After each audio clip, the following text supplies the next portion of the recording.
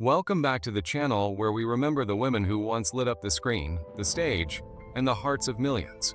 And today, we reflect on a tragedy that touched us all. In this video, we pay tribute to famous American female celebrities whose lives were heartbreakingly cut short by COVID-19. Behind their beauty, talent, and public presence were real people, mothers, daughters, friends, who faced a silent, relentless battle in their final days.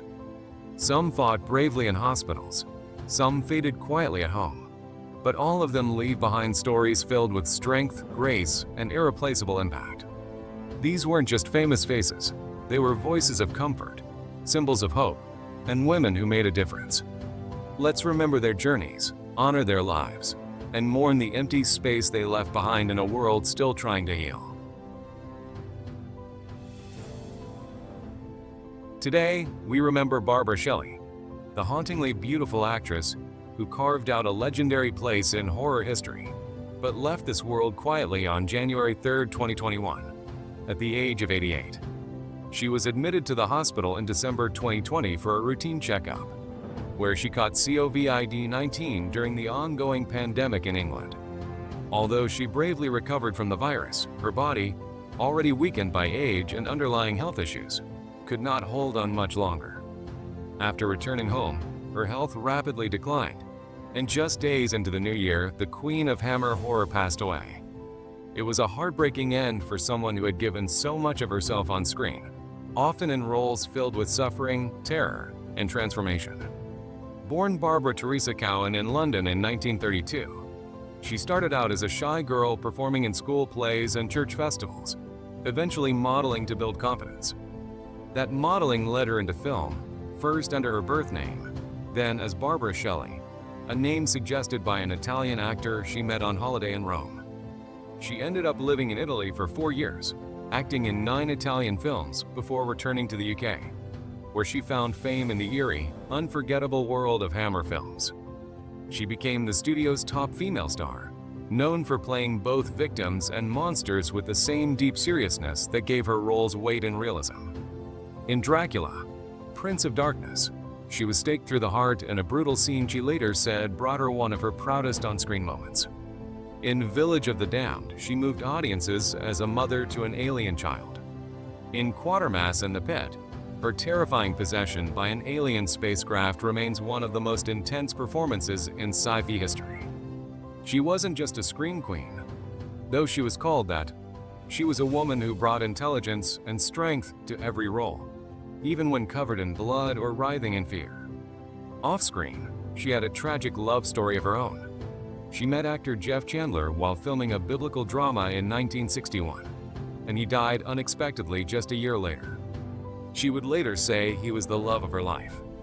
Over time, as film roles faded, Barbara moved into television, where she appeared in everything from Doctor Who to EastEnders, and even joined the Royal Shakespeare Company in the mid-70s. She eventually retired in 1988 and spent her later years quietly, decorating homes and occasionally appearing at fan conventions, where she finally realized how deeply her horror films had touched people. Despite working hard for decades, she often felt that critics focused too much on the sexual side of horror and not enough on the effort and acting behind it all. She never wrote her autobiography, but she already had a title picked out. What's a nice girl like you doing in a film like this? That question now carries a bittersweet tone. Because the truth is, Barbara Shelley wasn't just in those films, she elevated them. She made the unbelievable feel real, and now, as we look back at her life and mourn her death, we remember not just the Queen of Hammer, but the woman behind it, strong, elegant, often underappreciated, but never forgotten. Carol Sutton, the beloved American actress whose powerful presence lit up the stage, television, and big screen, and whose life ended in heartbreaking tragedy. Carol died on December 10, 2020, just a week after her 76th birthday, after a difficult battle with COVID-19. She had been hospitalized at Torres Infirmary in New Orleans for nearly a month, trying to fight the virus that had already claimed so many lives. She first shared the news of her diagnosis on November 10th in a text message to friends, saying both she and her daughter had tested positive and asking for prayers. But things quickly got worse. Within days, she was overcome with fever and nausea, and by November 17th, she had to be hospitalized. Her condition would briefly seem to improve, and doctors even moved her out of the ICU, but her body couldn't hold on. She passed quietly in the hospital, leaving behind her children, her siblings, and the city she never left. Carol Joan Dickerson Sutton was born in New Orleans in 1944 and raised in the Central City neighborhood. Her childhood was shaped by her mother, Marguerite Bush, a passionate community activist who helped spark Carol's lifelong dedication to both the arts and to people. Carol started in the theater in the late 1960s, joining the Dashiki Project Theater, one of the only black theater groups in the Deep South, and that decision would shape her future. From her earliest days on stage, she had a gift for giving ordinary characters an extraordinary soul. Whether it was in a local production or a Hollywood film, she made audiences feel deeply. Her television debut came in 1974 in the autobiography of Miss Jane Pittman, and from there, her career quietly exploded. She appeared in over 100 roles across TV and film, including Steel Magnolias, Monsters Ball, Ray, The Help, True Detective, Queen Sugar, American Horror Story, and Outer Banks. But Carol never moved to New York or Los Angeles. She stayed rooted in New Orleans, in the same house she grew up in on Josephine Street. She lived as she always had, catching city buses, carrying her change purse in her bra, handing out $50 bills to friends for beer, and paying dinner tabs with a smile. To the outside world, she was just a familiar face in some big movies. But to the people of New Orleans, she was their queen of theater. For more than 40 years, she also worked in early childhood development and social programs, helping kids and families through total community action. Carol raised 2 children, mentored countless young actors, and stayed close with her neighbors and friends. Her acting style was so real that in one play, a woman in the audience yelled at her character in anger, not realizing it was just a performance. That was the kind of authenticity Carol carried into every role. Even in her final weeks, she continued to be part of projects that meant something, including an unreleased tribute to Breonna Taylor. After she died, film crews in the city paused their work to honor her, and New Orleans Mayor LaToya Cantrell said, "Carol Sutton was practically the queen of New Orleans theater. She wasn't rich. She wasn't flashy, but she mattered. Her work, her love, her community, those things defined her. Her death wasn't just another COVID loss. It was the end of a life full of meaning, heart, and deep connection." Carol Sutton didn't chase fame, but she left behind something far more valuable, a legacy of love, talent, and true community. Dawn Wells, the beloved American actress whose smile and gentle spirit made her unforgettable to generations. Best known for playing Mary Ann Summers on the classic TV show Gilligan's Island, Dawn died on December 30, 2020, in Los Angeles from causes related to COVID-19. She was 82. Just a week before her passing, she had recorded a cheerful New Year's message, unaware it would be her final goodbye. In her last months, she battled dementia and faced health and financial challenges, even needing help through a GoFundMe campaign after a fall. Her death wasn't just the loss of a television icon. It was the heartbreak of watching someone so full of kindness slowly fade away in silence during a pandemic that took so many too soon. Dawn was born in Reno, Nevada, in 1938, and though she once dreamed of being a ballerina or even a chemist, life had other plans.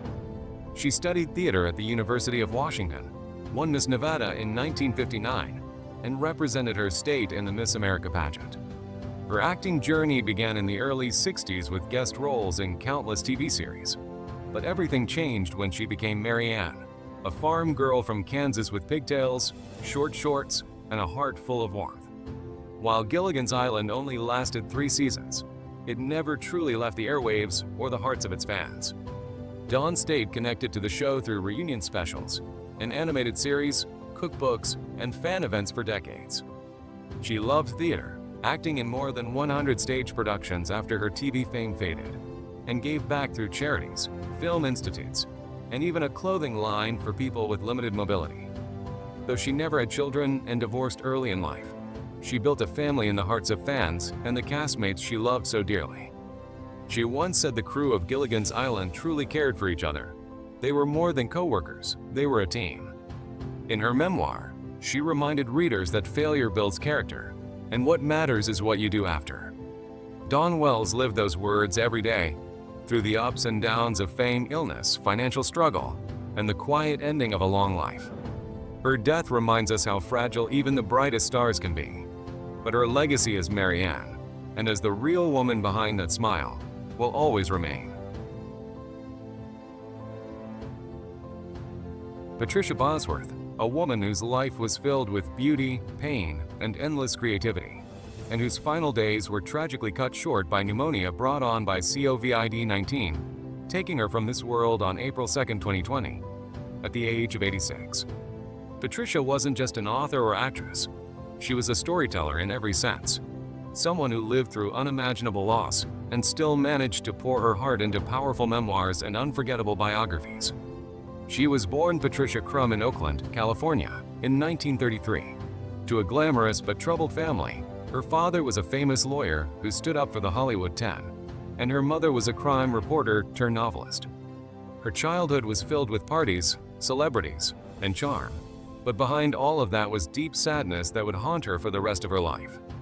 Her younger brother, struggling with depression and identity, died by suicide in 1953, and just 6 years later, her father followed the same path. These losses shaped her forever. Patricia first dreamed of acting and found early success, even studying at the iconic Actors Studio alongside legends like Marlon Brando and Marilyn Monroe. She landed a major role next to Audrey Hepburn in The Nun Story, but even that moment was marked by tragedy. She had just undergone a dangerous underground abortion before filming and nearly died from complications. Her life kept shifting after surviving an abusive first marriage and losing her second husband Mel Origi to heart failure. She finally turned to writing full-time. Through her books on Montgomery Clift, Diane Arbus, Marlon Brando, and Jane Fonda, Patricia didn't just tell stories. She searched for answers about grief, pain, and why the people she loved had left her so soon. She wrote honestly, always going deep, not hiding the darkness that surrounded her life. Even after finding love again with director Tom Palumbo, she faced more heartbreak when he passed away from Lewy body dementia. Still, Patricia kept going, joining the board of the Lewy Body Dementia Resource Center and continuing to teach and write. Her own story was always her most powerful subject, especially in her memoirs Anything Your Little Heart Desires and The Men in My Life, where she revealed everything: love, loss, abuse, ambition. In her final years, she worked on a book about Paul Robeson and the fight for racial equality, showing that even in her 80s, her voice still mattered. Patricia Bosworth died alone in a New York hospital during the peak of the pandemic, far from the stages and studios she once lit up, and away from the loved ones who had survived her. She had lived through so much: family tragedies, painful relationships, health scares, and still gave the world something lasting, something real. Her death was quiet, but her life was not. Patricia Bosworth left behind stories that will be read for generations, and a legacy of confronting pain with truth and art. Julie Bennett, an American actress and voice talent whose gentle voice and unforgettable charm touched millions, but whose life ended in the harsh and lonely days of the COVID-19 pandemic.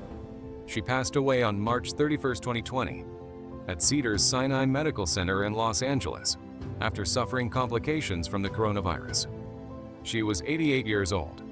Her death was one of many during the early wave of the pandemic. But for those who grew up hearing her voice, the news felt personal. In her final days, as hospitals in California struggled with rising cases and strict isolation rules, Julie was alone, without the comfort of friends or family by her bedside. Just the quiet hum of machines in a ward full of strangers. Her passing was confirmed by her longtime friend and talent agent, who called her a throwback to Hollywood glamour, a fitting tribute to someone whose voice once filled homes with laughter and warmth.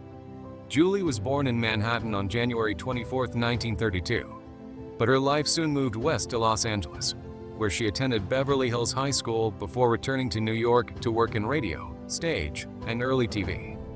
Her acting career began with appearances in classic shows like Dragnet, Leave It to Beaver, Superman, and Gunsmoke, but her biggest mark came behind the microphone.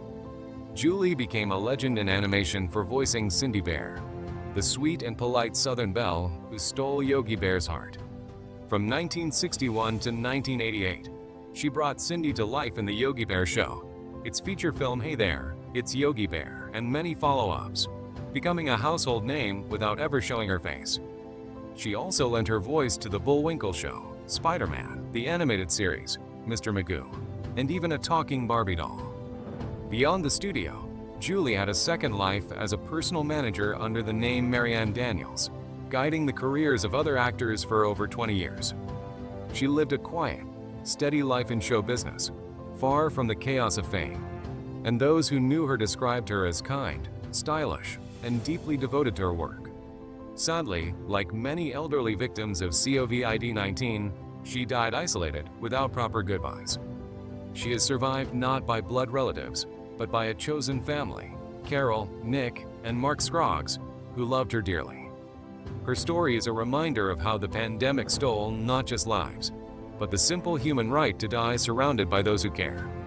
Julie Bennett gave us decades of joy, and in return, she deserved so much more than a lonely hospital room. Her memory now lives on through her voice, echoing in the cartoons that made childhood brighter for generations.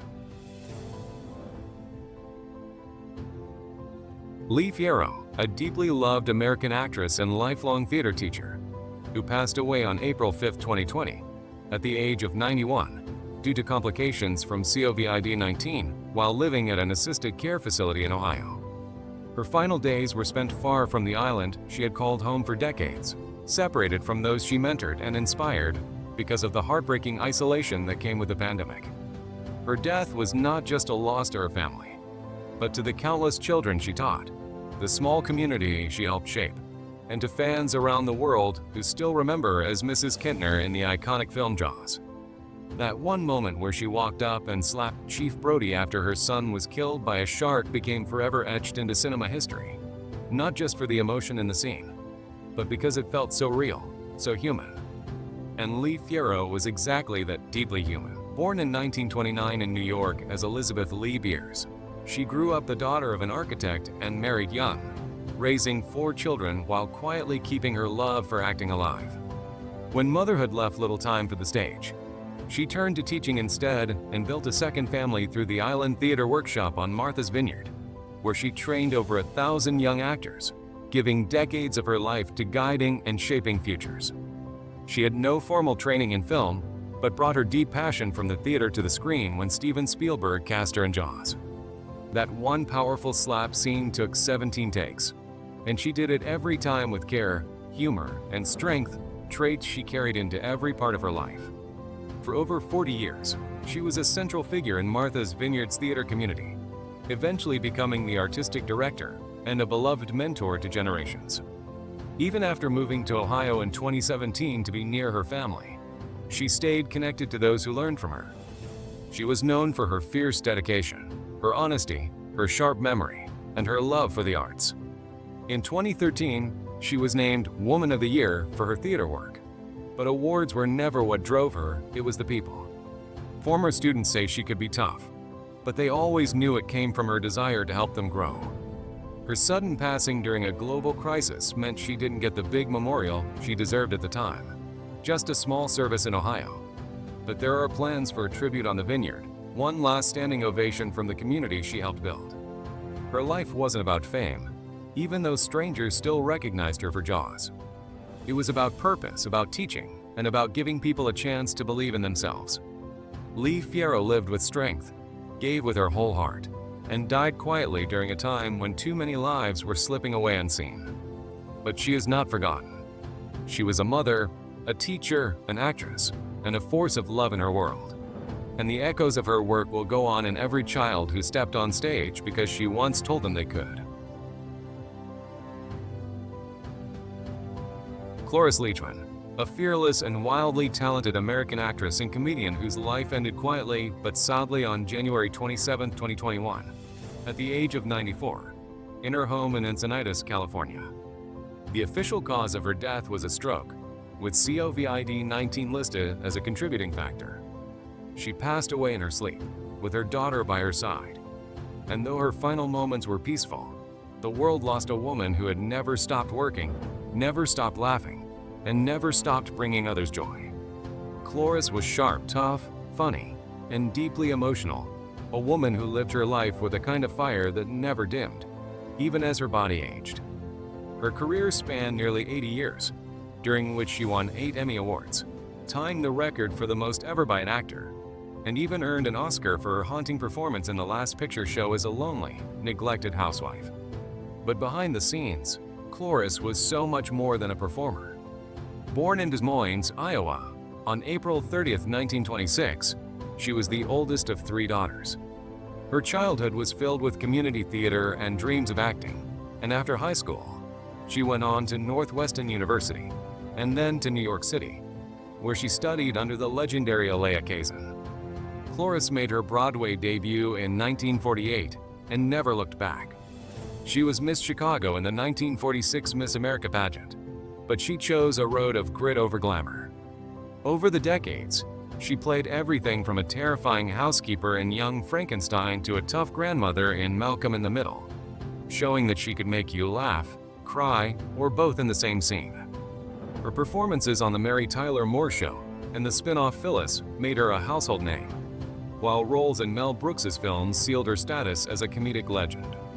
In her personal life, she was a devoted mother of 5, a vegetarian, an animal rights activist, and a loyal friend to many in and out of the industry. But her story also carries pain. Her son Brian died young in 1986, and her marriage ended in divorce after 26 years. Still, Cloris carried on with strength and humor, even competing on Dancing with the Stars at 82 years old. Her last years were full of work and love. She was still acting, still making people laugh, still being Cloris. Her death left a deep silence in the world of entertainment, and those who knew her or watched her felt that absence deeply. She wasn't just another actress. She was one of the last true originals, someone who made her mark without ever trying to fit in. Cloris Leachman's life was full of roles, awards, and applause, but more than anything, it was full of honesty. She lived on her own terms and left quietly, but the legacy she left behind is anything but quiet.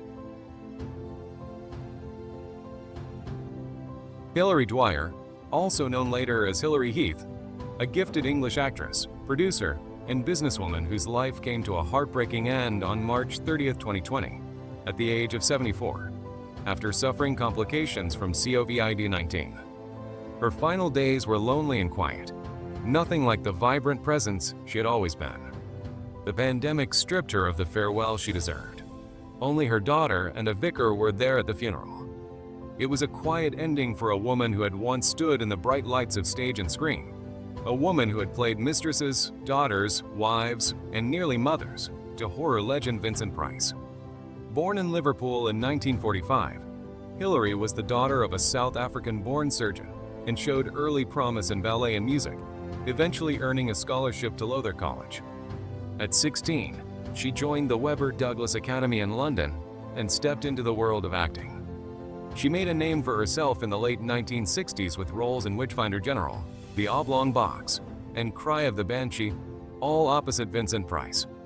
Her performance in Witchfinder General, a brutal and haunting historical horror film, left a lasting mark.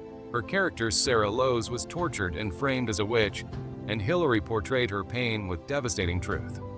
After her film career slowed, she turned to the stage and later moved behind the camera, producing critically acclaimed works like An Awfully Big Adventure and Nil by Mouth.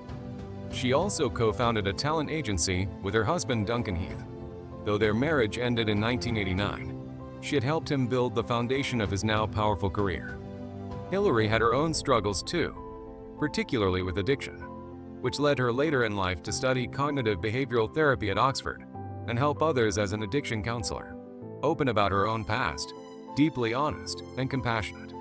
Her life was full of transitions, from starlet to producer, from agency founder to counselor, from bright young actress to an older woman who died alone in the shadow of a global crisis. But behind all that was a woman who never stopped moving forward, never stopped trying to make something meaningful, whether on camera or in the lives of people she quietly helped. Hilary Heath wasn't just another name from the past. She was a powerful talent with a complicated life, a mother, a survivor, a woman who left her mark in ways that still linger, even now.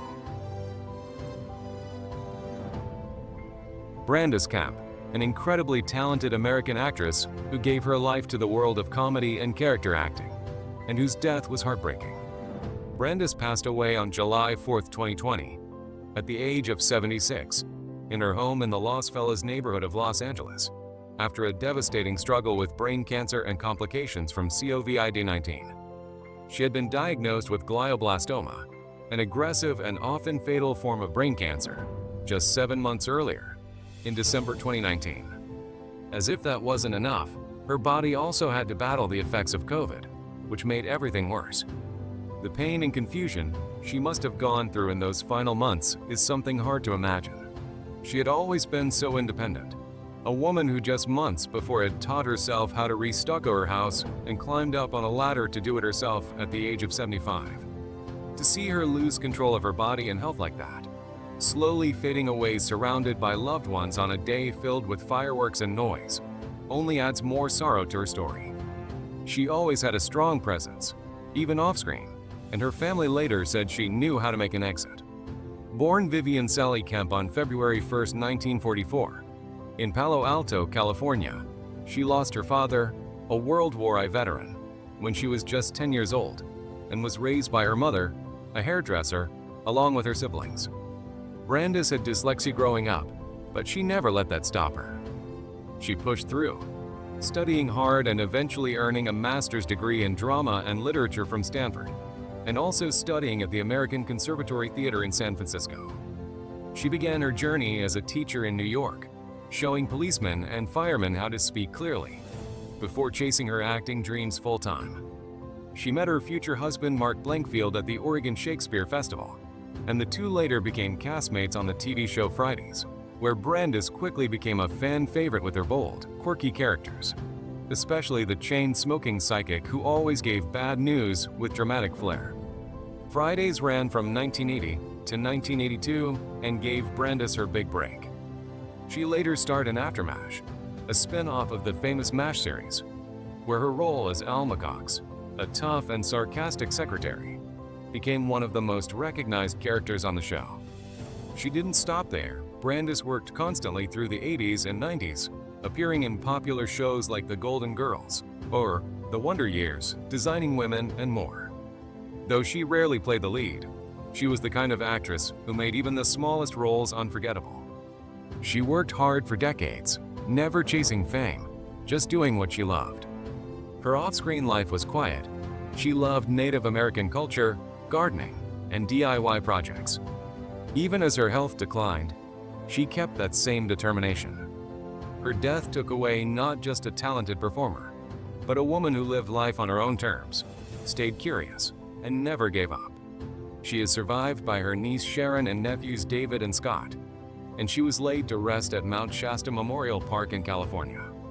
Brandis Kemp may not have been a household name, but her spirit, her characters, and the laughter she brought into people's lives will never be forgotten.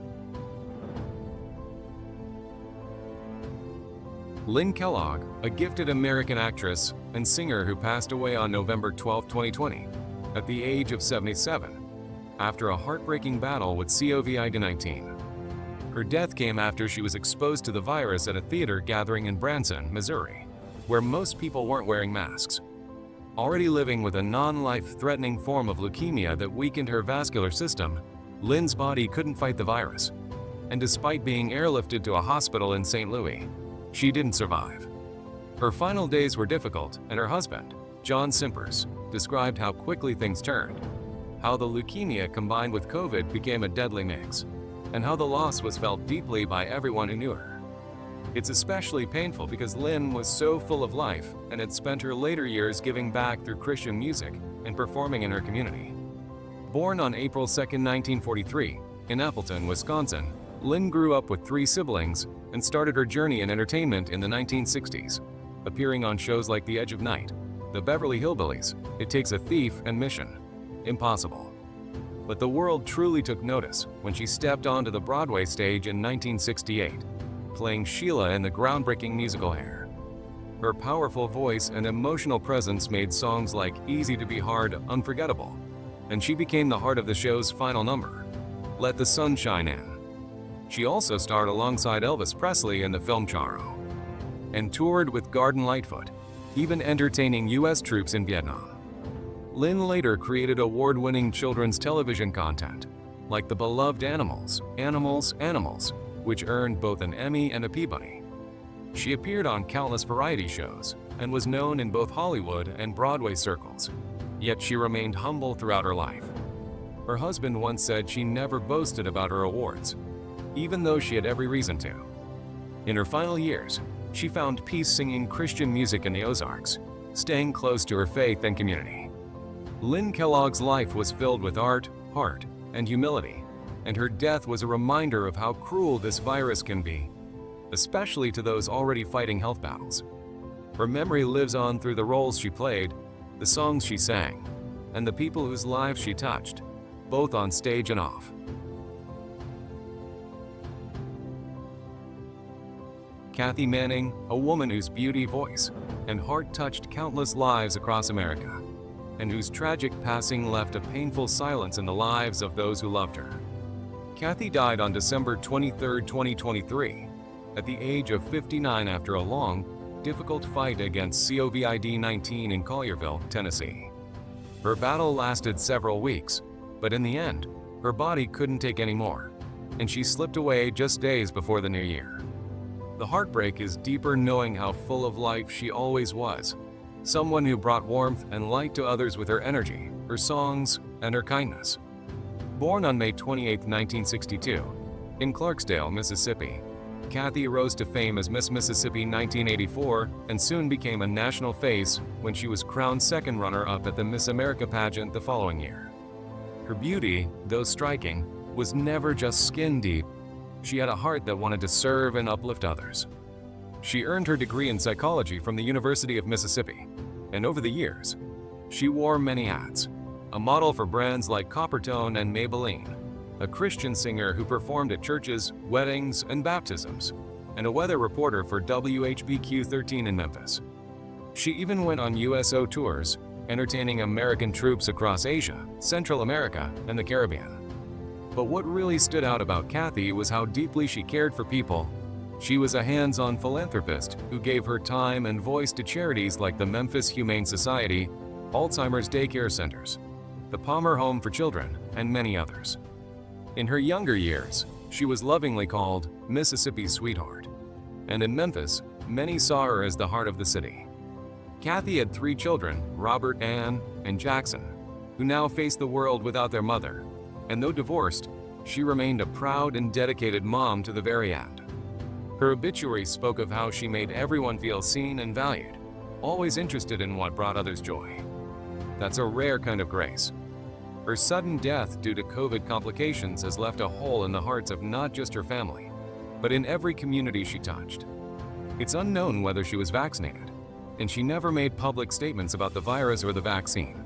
But what we do know is that COVID took her far too soon, just like it has taken so many others. A private burial was held on December 30th, and those closest to her gathered quietly to say goodbye to a woman who lived loudly, laughed freely, and loved deeply. As we reflect on her life, from the stage lights of the Miss America pageant to singing in churches and helping children in need, we hold on to the memory of someone who gave more than she ever asked for. Kathy Manning wasn't just a pageant queen or a TV personality. She was a mother, a friend, a giver, and a woman who made the world feel warmer. Her voice may be gone, but the echo of her kindness will be felt for years to come. Linda Torres, a reality TV star best known for her appearances on Mob Wives and Big Ang, who tragically passed away at the age of 67 after a long and heartbreaking battle with COVID-19 and complications related to breast cancer. Linda died on April 1st at Staten Island University Hospital after spending 9 difficult weeks on a ventilator, struggling to breathe, fighting with everything she had. Just weeks before, she had undergone surgery to implant a chemo port for breast cancer treatment, hoping to continue her fight against another disease that had already taken so much from her. But after developing a fever, she was brought back to the hospital, where she tested positive for COVID-19. Things got worse fast: double pneumonia, constant complications, and eventually a ventilator and then a tracheotomy, all of which her body couldn't handle. She fought hard, and for a while, it seemed like she might make it. But on a quiet Thursday, during Holy Week, her battle ended. She was surrounded by love from those who knew her best, and even in death, she was not alone. Linda was more than just someone who appeared on TV. She was the heart of the room, the life of the party, a mother, a grandmother, and a fierce friend. Her bond with Angela "Big Ang" Raiola was more than friendship, it was family. Fans will remember Linda as the loud, fun-loving blonde with a big personality and an even bigger heart. She wasn't about drama. She was about joy, laughter, and loyalty. On Big Ang, she showed a softer, more playful side of the Staten Island world, and her love for Ang shined in every scene. She was a constant source of support for Angela during her own cancer fight.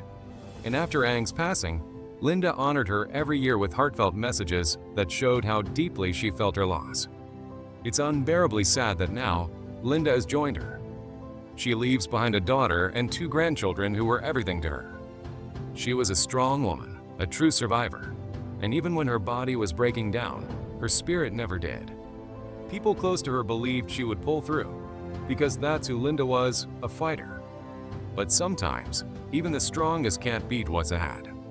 Her passing is a harsh reminder of how cruel this virus can be, especially when it hits someone already facing so much. She deserved more time. She deserved more peace. But now, maybe she's resting next to her best friend, reunited with Big Ang, the 2 of them laughing again like they always used to. Linda Torres will be remembered not just for her TV appearances, but for her warmth, her fight, and the way she made people feel seen, loved, and alive.